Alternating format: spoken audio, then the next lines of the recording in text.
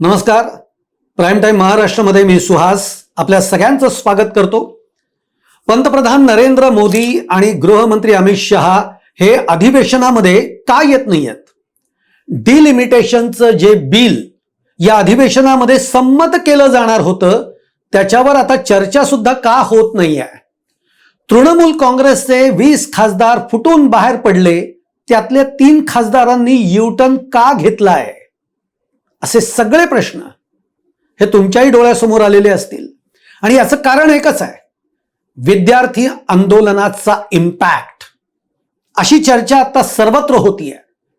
त्यातून राष्ट्रीय स्वयंसेवक संघाचे सरसंघचालक मोहन भागवत हे आजच, म्हणजे जेव्हा मी हा व्हिडिओ करतोय त्याच्यानंतरच्या तासाभराने ते देखील जेनझींशी संवाद साधणार आहेत.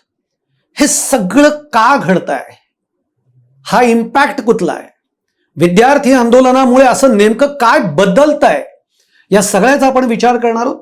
तेव्हा हा व्हिडिओ अगदी शेवटपर्यंत बघा. आवडला तर लाईक करा, शेअर करा, चॅनल सबस्क्राईब करायला विसरू नका आणि तुमची देखील कमेंट या कमेंट बॉक्समध्ये जरूर टाका. मित्रहो, या देशाने आणि आत्ताच्या एका पिढीने एक मोठं आंदोलन जंतर मंतरवर झालेलं आणि ते सुद्धा विद्यार्थ्यांचं आंदोलन बघितलं. या विद्यार्थ्यांनी इतक्या मोठ्या प्रमाणामध्ये आंदोलन केलं, ते चिकाटीने केलं, तग लावून केलं. ते सुद्धा का? तर शिक्षण व्यवस्थेमध्ये जे सगळे भ्रष्टाचार आहेत, घोटाळे आहेत, नीट पेपर फुटीमध्ये जो काही सगळा घोटाळा झालाय, या विरोधामध्ये हे आंदोलन उभं राहिलं. मागणी एकच होती की शिक्षण मंत्री धर्मेंद्र प्रधान यांचा राजीनामा घ्या. सरकारने हलक्यात घेतलं. सरकारला वाटलं इतर आंदोलनं चिरडू तसं हे आंदोलन चिरडलं जाईल, पण तसं घडलं नाही. विद्यार्थ्यांचा जोश, विद्यार्थ्यांची मागणी आणि विद्यार्थ्यांची चिकाटी यासमोर सरकारला झुकावं लागलं. सरकार बॅकफूटवर गेलं आणि सरकारला शेवटी विद्यार्थ्यांची मागणी मान्य करावीच लागली. अखेर धर्मेंद्र प्रधान यांना आपला राजीनामा द्यावा लागला. तो पंतप्रधानांनी स्वीकारला आणि त्यानंतर राष्ट्रपतींनी सुद्धा तो राजीनामा स्वीकारला. एवढं सगळं घडल्यानंतर आपल्याला असं वाटलं असेल चला आंदोलन संपलं. नाही, या आंदोलनाने आता एकूण राजकारणामध्ये काही नवीन बदल या आंदोलनामुळे आपल्याला पुढच्या काळामध्ये, आगामी काळामध्ये बघायला मिळतील अशी स्थिती निर्माण झाली आहे. या आंदोलनामुळे भाजप सरकार, मोदी सरकार हे आता ज्या म्हणतो ना आपण, ज्या वेगाने, ज्या अहंकाराने, ज्या डिक्टेटरशिपने चाललेलं होतं त्याला पूर्णतः बांध बसलेला आहे. याआधी काय झालं? इथं याआधी खासदार, आपचे खासदार फुटले, तृणमूल काँग्रेसचे खासदार फोडले, इकडे उद्धव ठाकरेंच्या शिवसेनेतले खासदार फुटले, चर्चा सुरू झाली शरद पवारांच्या राष्ट्रवादीच्या खासदारांच्या बाबतीमध्ये. हे सगळं सुरू होतं ते एका डिलिमिटेशन बिलसाठी, जे बिल या अधिवेशनामध्ये समोर आणलं जाणार होतं, मांडलं जाणार होतं आणि ते संमत करून घेण्यासाठी जो 360 सदस्य संख्या पाहिजे ती मिळवण्यासाठी हे खासदार फोडण्यात आले. पण विद्यार्थी आंदोलनानंतर चित्र हळूहळू बदलत गेलंय. एक लक्षात घ्या, धर्मेंद्र प्रधानांचा राजीनामा झाला. त्यानंतर या सरकारला, म्हणजे मोदींना, पंतप्रधान नरेंद्र मोदींना जेनझींची भाषा बोलावी लागली. हाय फ्रेंड्स, हे मोदींना बोलावं लागलं. तरुणाईला आपल्याकडे आकर्षित करण्यासाठी मोदींनी 2-3 व्हिडिओ केले.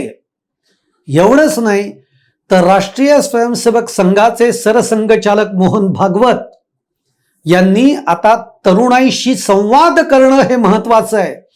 तरुणाईला आता डिक्टेटरशिप नको आहे, तरुणाईला डिस्कशन हवं आहे. त्यांचे प्रश्न आहेत आणि त्या प्रश्नांची उत्तर आपल्याला दिली पाहिजेत. हे मोहन भागवतांनी विधान केलं आणि आज ते तरुणाईशी संवाद सुद्धा साधणार आहेत. आपण एक व्हिडिओ केलेला होता त्यावर की हा संवाद साधायला मोहन भागवतांनी उशीर केलाय का? हा संवाद थोडा आधी साधता आला असता तेव्हा तो का नाही साधला? जेव्हा या विद्यार्थ्यांवर लाठ्याकाठ्या पडत होत्या, अश्रुधुरांच्या नळकांड्या फुटत होत्या, त्यांना फायरिंग त्यांच्यावर होत होतं, तेव्हा संघाने कोणतीच भूमिका का नाही घेतली? तेव्हा मोहन भागवत का नाही बोलले, जे की आज तरुणाईशी संवाद साधायचा प्रयत्न करतायत? कारण भाजप सरकारला आणि संघाला आता हे कळून चुकलंय की या देशातला तरुण जो आहे तो जागा झालेला आहे आणि आता तो आपल्याला प्रत्येक गोष्टीवर प्रश्न विचारायला तयार झालेला आहे आणि ते प्रश्न हे महागात पडू शकतील, ते प्रश्न सरकारला अडचणीत आणू शकतील, नव्हे तर पुढे जाऊन असंही होऊ शकतं की तरुणाईच्या या लाटे पुढे उद्या सरकारला पाय उतार सुद्धा व्हावं लागू शकतं. अशी स्थिती या विद्यार्थी आंदोलनाने आज देशभरामध्ये होतीये आणि विश्लेषक तेच सांगतायत, तज्ज्ञ तेच बोलतायत. म्हणून मी त्याचे म्हटलं ना की पडसाद उमटायला लागलेले आहेत. पडसाद धर्मेंद्र प्रधानांच्या राजीनाम्यापासून, जो राजीनामा कधीही पंतप्रधान नरेंद्र मोदींनी, अगदी ते गुजरातचे मुख्यमंत्री होते तेव्हापासून कधी आपल्या मंत्र्याचा राजीनामा त्यांनी घेतला नाही की जो त्यांना घ्यावा लागला. असो, आपण थोडंसं अजून पुढे जाऊयात. पण जे मी म्हटलं की खासदार फोडले, आज तुम्हाला सांगतो, काही पक्षातले आमदार असतील, खासदार असतील, ते सत्तेच्या बरोबर आपण जायला पाहिजे ही भाषा बोलत होते काही महिने आधी. अगदी 3-4 महिने झाले असतील. राष्ट्रवादीतले खासदार बाशिंग बांधून तयार आहेत. अजून कुठले तरी आमदार खासदार हे तयार आहेत.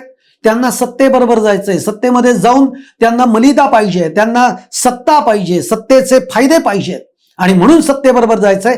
पण चित्र बदलतंय. या विद्यार्थी आंदोलनानंतर हे सुद्धा चित्र बदलतंय. आता आमदार असतील, खासदार असतील, हे विचार करायला लागलेत की भाजप बरोबर सत्तेत जायचं का? कारण पुढे जाऊन विद्यार्थी आंदोलनाने आणखीन वेगवेगळे जर प्रश्न हाती घेतले तर मात्र या सरकारला ते अडचणीचं होईल आणि त्याच्यात आपली अडचण होईल. आणि म्हणून आता बघा, जे तृणमूल काँग्रेसचे 20 खासदार फुटले त्यातल्या 3 खासदारांनी युटर्न घेतलाय. आज अत्यंत महत्वाच्या बैठकीला, म्हणजे ज्या बैठकीला अमित शहा होते, त्या महत्वाच्या बैठकीला इंडिया आघाडीतले जे काही आता सगळे घटक पक्ष आहेत त्याच्यामध्ये हे सुद्धा जे 20 खासदार आहेत ते ज्या पक्षामध्ये गेलेले आहेत, नवीन पक्षामध्ये, तो पक्ष तिथे होता. पण हे 3 खासदारांनी बैठकीला यायला नकार दिला. याचाच अर्थ हे 3 खासदार पुन्हा युटर्न घेण्याच्या विचारात आहेत आणि जर या 3 खासदारांनी युटर्न घेतला तर तृणमूलचे बाकीचे जे 17 खासदार आहेत त्यांचं भविष्य टांगणीला लागणार आहे. तिकडे ममता बॅनर्जींनी सुद्धा या 3 खासदारांनी बैठकीला जायला नकार दिल्या त्याच क्षणाला, त्याच्या दुसऱ्या काही मिनिटांना तृणमूल काँग्रेसच्या ममता बॅनर्जी यांनी एक ट्विट केलं, एक्सपोस्ट केली की ज्या खासदारांना असं आजही असं वाटतंय की आपण परत फिरलं पाहिजे, आपल्याकडनं त्यांच्यावर दबाव टाकून, त्यांच्यावर ईडीचा, सीबीआयचा धाक दाखवून त्यांना तिकडे नेलेलं आहे, ज्या खासदारांना वाटतंय परत यावं त्यांच्यासाठी ही दारं उघडी आहेत. आपण म्हणतो ना की राजकारणी खूप मुरलेले असतात. ही मंडळी दिसतात तशी नाहीत, ही खूप मुरलेली आहेत. कोणत्या टायमिंगला काय करायचं, ममता बॅनर्जींनी बरोबर ती एक्सपोस्ट केली आहे, ज्यामुळे या खासदारांमध्ये चलबिचल सुरू होईल. त्यातले 3 खासदार आता पुन्हा परतीच्या वाटेवर लागलेले आहेत आणि त्यामुळे तिकडे सरकार, मोदी सरकारचे धाबे दणाणलेत. अमित शहा ज्यांनी ही सगळं रणनीती आखली खासदारांच्या फोडाफोडीची, तीच फसतीये की काय असं आता अमित शहांना वाटायला लागलेलं आहे. आणि जर का हे 3 खासदार फिरले तर या बाकीच्या 17 खासदारांचं भविष्य हे टांगणीला आहे, ते अपात्र ठरतील. आज देखील तुम्ही बघा, सुप्रीम कोर्टामध्ये जी काही शिवसेना, 2 शिवसेनेची केस सुरू आहे, त्याच्यामध्ये सिब्बल, कपिल सिब्बल हे उद्धव ठाकरेंचे वकील आहेत. ते जे मांडणी करतायत ते मांडणी हीच आहे की ज्या आमदार फुटले ना, 2/3 मेजॉरिटीनी फुटले ना, मग त्यांनी वेगळ्या पक्षामध्ये जायला पाहिजे होतं. पण तरी त्यांना अपात्र ठरवण्यात आलं नाही. या अपात्रतेच्या मुद्द्यावरच कपिल सिब्बल लढतायत, भांडतायत आणि मांडणी करतायत. आणि सुप्रीम कोर्टाला त्यांच्या या गोष्टी ऐकणं महत्वाचं आणि भाग पडत आहे. एक लक्षात घ्या, तुम्ही कोणत्याही म्हणजे आपण म्हणतो ना काय त्याला तो शब्द म्हणतात का, साम दाम दंड भेद सगळी अस्त्र वापरून तुम्ही खासदार फोडलेत, पण कायदा आहे, संविधान आहे, या सगळ्या गोष्टी बाजूला सारून तुम्ही जर हे करत असाल तर ते फार काळ टिकणारं नाहीये. आणि या विद्यार्थी आंदोलनानंतर आता एक चेक तयार झालेला आहे. तुम्ही तुमच्या मनमानी पद्धतीने नाही वागू शकणार. आता लोक जागरूक होत आहेत. या आंदोलनामुळे आता लोक जागरूक व्हायला लागलेली आहेत आणि म्हणून आज ते 3 खासदार फिरतायत. उद्धव ठाकरेंचे जे 6 खासदार एकनाथ शिंदेच्या बरोबर गेलेत, त्यांनी आता उद्धव ठाकरेंच्या वाढदिवसाच्या दिवशी फुटलेल्या खासदारांपैकी 2 खासदारांनी उद्धव ठाकरेंचे वाढदिवसाच्या शुभेच्छा देणारे बॅनर लावलेत. म्हणजेच काय, चलबिचल सुरू झाली आहे. जी लोक दुसऱ्या पक्षात गेली आहेत ना, जी लोक सत्तेबरोबर गेली आहेत ना, त्यांच्या मनामध्ये आता चलबिचल सुरू झाली आहे. त्यांना हेही वाटायला लागलंय की येणाऱ्या निवडणुकीमध्ये आपण आपल्या मतदारसंघातनं निवडून तरी येऊ शकतो का. कारण उद्या जर का भाजपचं काही झालं तर आपल्याला आपल्या मतदारसंघातही कोणी विचारणार नाही. आणि ही स्थिती निर्माण व्हायला लागली आहे या विद्यार्थी आंदोलनामुळे. हा त्यातला सगळ्यात महत्वाचा भाग आहे. आणि हा व्हिडिओ जो मी करायला घेतला, ज्या डिलिमिटेशनसाठी एवढा सगळा आटापिटा केला, जेवढा हा घाट घातला हे बिल संमत करून घेण्यासाठी, कारण तेवढी पुरेशी संख्या भाजपकडे नाहीये, एनडीएकडे नाही आहे. मग त्याची जुळवाजुळव करण्यासाठी 555 अजून खासदार त्यांना पाहिजे, ती जुळवाजुळव करण्यासाठी ही सगळी फोडाफोडी करण्यात आली. पण ही फोडाफोडी तरी आता यशस्वी होतीये का. आज अधिवेशनामध्ये हे बिल संमत करून घेणार होते. आज त्या बिलाची चर्चा सुद्धा कोणी करत नाहीये. भाजपला ते बिल पास होईल का नाही याची आता खात्री राहिलेली नाहीये. कारण हे 3 आमदार जर का युटर्न घेतले तर 3 खासदारांनी युटर्न घेतला तर 17 खासदार राहिले, म्हणजे संख्या कमी होत राहिली आहे. आता शरद पवारांच्या राष्ट्रवादीतले खासदार सुद्धा जे बाशिंग बांधून तयार होते ते आता विचार करतायत सत्तेबरोबर जायचं का, डिलिमिटेशनला आपण सहमती दर्शवायची का. याची चर्चा सुरू झाली आहे पक्षांमध्ये. आणि म्हणून हे डिलिमिटेशनच्या बिलाची चर्चा सरकारने बंद करून टाकली आहे. या अधिवेशनामध्ये बघा ना, नरेंद्र मोदी अधिवेशनामध्ये उपस्थित राहिले, ना अमित शहा उपस्थित राहिले. रोज राहुल गांधी विचारतायत की अमित शहा कुठे आहेत. विद्यार्थी आंदोलनांवर जे लाठी हल्ला झाला, जे तुम्ही अश्रुधुराच्या नळकांड्या फोडल्या, याची जबाबदारी कोणाची आहे, याचे आदेश कोणी दिलेत, अमित शहांनी याचं उत्तर आम्हाला द्यावं. अमित शहाच नाही आहेत. एक लक्षात घ्या, हे सगळं आता उलटतंय की काय याची चाहूल भाजपला लागली आहे, अशी एक स्थिती सध्या आपल्याला बघायला मिळते.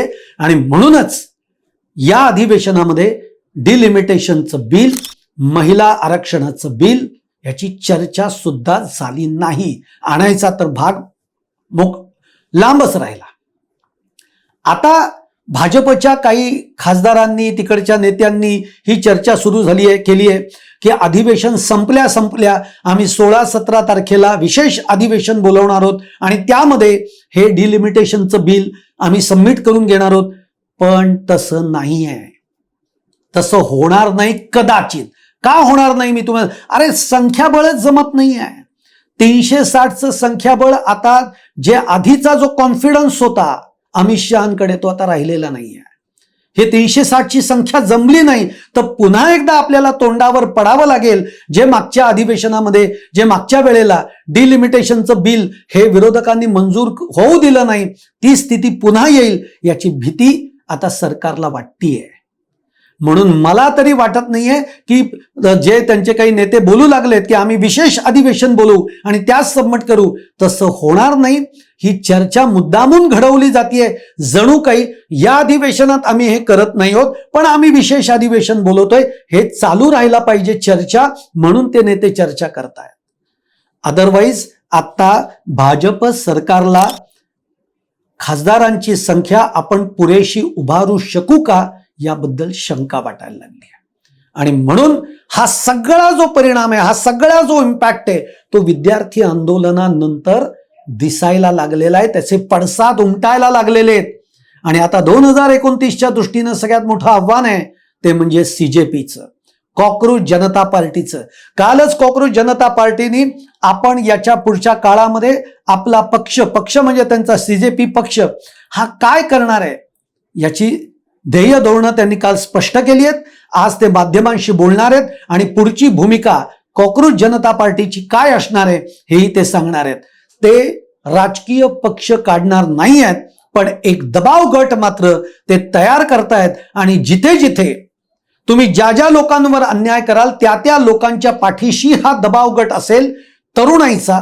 मग उद्या शेतकऱ्यांचे प्रश्न असू देत, उद्या बेरोजगारीचे प्रश्न असू देत, उद्या कामगारांचे प्रश्न असू देत, या सगळ्या प्रश्नांच्या मागे एक दबाव गट म्हणून आम्ही उभं राहू अशी भूमिका कॉकरोच जनता पार्टी घेण्याच्या मोडमध्ये आहे. त्याची घोषणा आता होईलच. आणि त्यामुळे 2029च्या दृष्टीनं आज भाजप किंवा एनडीएच्या पुढे सगळ्यात मोठं आव्हान आहे ते म्हणजे कॉकरोच जनता पार्टीचं. एकूण विद्यार्थी आंदोलनामध्ये सुरू झालेली ही सगळी चळवळ, हे आंदोलन, त्या आंदोलनामध्ये धर्मेंद्र प्रधानांचा राजीनामा आणि त्यानंतर एक एक टप्प्यावर भाजप सरकारला, एनडीए सरकारला सेटबॅक बसत चाललेला आहे. आणि 2029ला सुद्धा एनडीए साठी, भाजपसाठी, मोदी सरकारसाठी पुढच्या निवडणुका ही सत्व परीक्षा ठरल्याशिवाय राहणार नाही अशी स्थिती आता तरी बघायला मिळते. तुम्हाला काय वाटतंय? तुम्ही देखील जरूर व्यक्त व्हा. कमेंट बॉक्समध्ये तुमच्या काय कमेंट्स आहेत त्या नक्की टाका. आणि तुम्हाला माझा व्हिडिओ आवडला असेल तर नक्की लाईक करा, शेअर करा आणि चॅनल सबस्क्राईब करायला विसरू नका.